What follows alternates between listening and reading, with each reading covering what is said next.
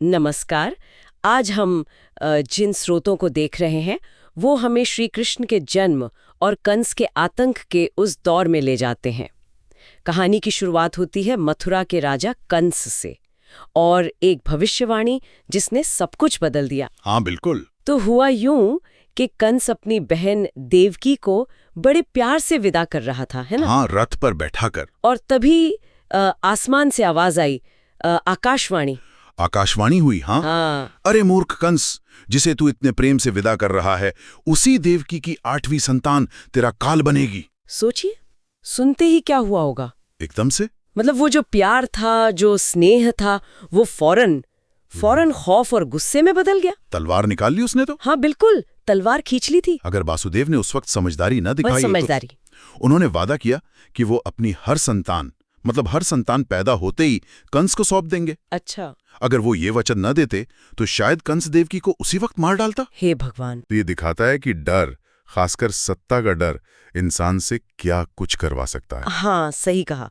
और फिर क्या हुआ? जेल में डाल दिया दोनों को। फौरन देवकी और वासुदेव दोनों कारागार में। और कंस ने तो मतलब क्रूरता की हद ही पार कर दी। बिल्कुल। एक एक करके देवकी की पहली 6 संतानों को पैदा होते ही मार डाला। निर्दयता से। कितना भयानक। ये सिर्फ भविष्यवाणी का डर नहीं था, ये कहीं ना कहीं उसके अपने कर्म थे जो उसे इस ओर धकेल रहे थे। वो अंधा हो चुका था डर से। लेकिन फिर 7वीं संतान के समय कुछ अलग हुआ। हाँ, 7वीं संतान थे बलराम। यहाँ एक दैवीय हस्तक्षेप हुआ। योग माया। हाँ, भगवान विष्णु की योग माया शक्ति।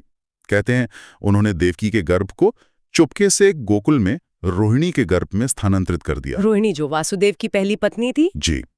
और कंस को यही लगा कि गर्भ नष्ट हो गया, उसे पता ही नहीं चला। वाह, मतलब भाग्य ने अपना रास्ता बना ही लिया। हाँ, ये योग माया का पहला संकेत था कि होनी को कोई टाल नहीं सकता। बलराम सुरक्षित हो गए। और फिर आई वो रात, 8वीं संतान के जन्म की। वो प्रसिद्ध रात, भाद्रपद मास, कृष्ण पक्ष, अष्टमी तिथि। हाँ, आधी रात का समय, घना अंधेरा, मूसलाधार बारिश, बिजलियां कड़क रही थीं। माहौल एकदम नाटकीय था, मानो प्रकृति भी किसी विशेष घटना का संकेत दे रही हो। और उसी वक्त जेल के अंदर देवकी की कोख से भगवान विष्णु अपने चतुर्भुज रूप में प्रकट हुए। शंख, चक्र, गदा, पद्म, अपने दिव्य रूप में। बिल्कुल।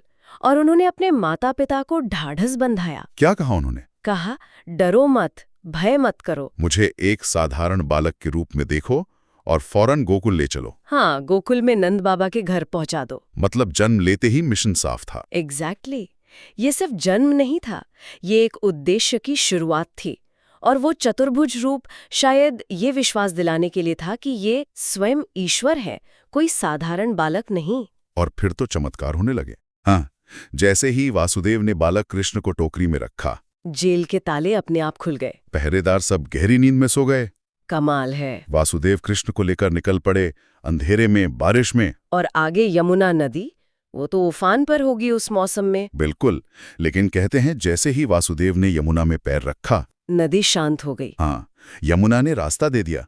और तो और शेषनाग ने अपने फन फैलाकर बालक कृष्ण को बारिश से बचाया। अविश्वसनीय।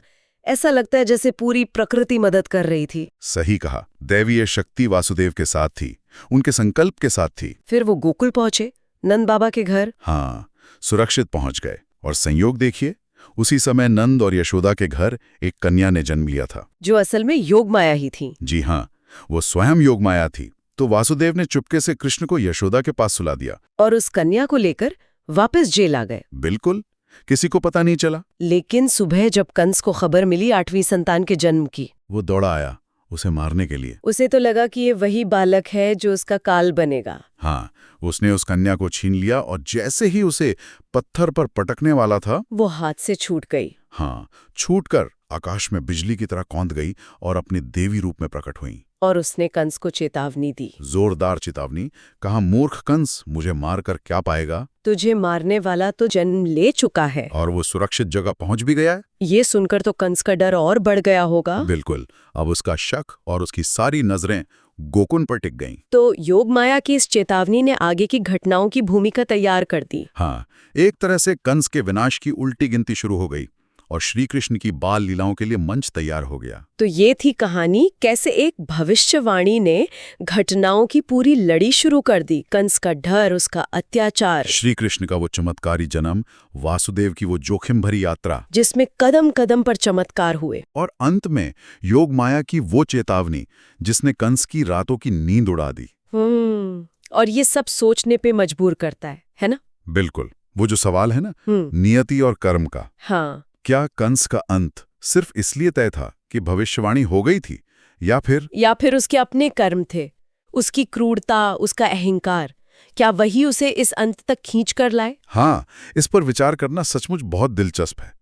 नियति बलवान है या कर्म, या दोनों मिलकर ही कहानी रचते हैं?